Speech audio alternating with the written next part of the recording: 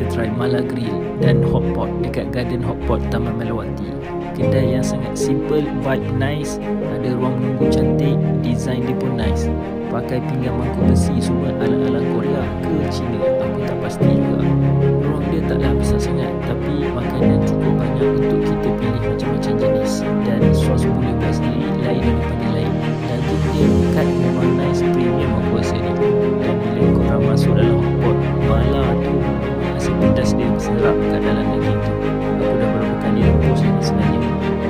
Bila kita makan buffet ni, memang kita kena fokus dekat benda yang paling premium ni, daging lah. So janganlah makan benda lain banyak sangat. Makan daging dengan sos dia ni memang padu, tak muak sangat kalau kau makan daging dengan sos ni. Sebab daging dan sos ni kena dengan kekan kita sebab kita buat sendiri sos ni. Kalau rebus grill, kau boleh masuk dalam pot, batu cicak, lepas tu kau nak grill balik pun boleh sendiri. Aku memang fokus kat daging je. Aku takkan makan benda lain kalau aku pergi buffet ni.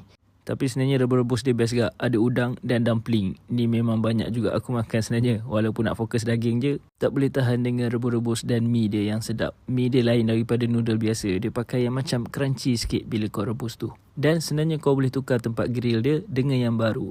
Nice. Dia bagi minyak lagi untuk kau tabur. So tak melekat sangat. Order lah berapa banyak kau nak pun. Rebus sampai pekat dah kuah dia. Masa ni dah masin sangat dah. So kita top up lah dengan dessert. Okay guys, next time bro.